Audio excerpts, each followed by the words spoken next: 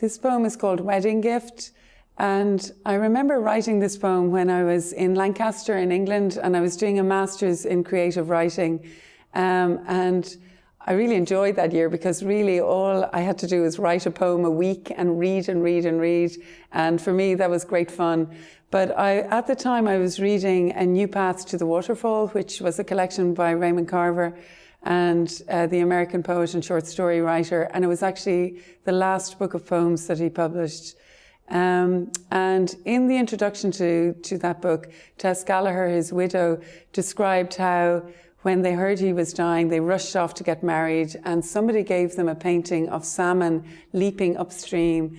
And Raymond Carver used to enjoy very much every day sitting there and looking at this painting. And he was a man who really never gave up, and even when he was dying, he used to buy cigarettes labelled Now.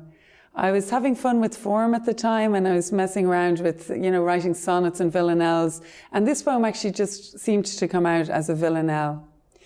Wedding Gift, in memory of Raymond Carver. Salmon leaping eternally against a well-lit sky, bend ecstatic towards the waterfall in the wedding gift you painted. Like Chekhov, I map new routes from the town where I'll soon die, but now and then I stop, admiring these fish that try to tussle free from the river, a push then they've succeeded, salmon leaping eternally against a well-lit sky. If I'd even a year, I make a list, eggs, hot chocolate, buy cigarettes labelled Now, at last book that Antarctica ticket. Like Chekhov, I map new routes from the town where I'll soon die and must continue the struggle upstream, despite the lie I lived. But now, like determined salmon, leaping eternally against a well-lit sky, in this picture you gave us for our last fling, that high, sad, tacky affair in a Reno chapel after the blood I'd coughed.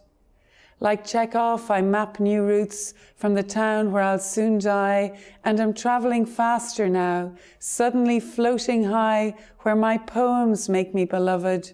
Yet still I watch over my head, salmon leaping eternally against a well-lit sky.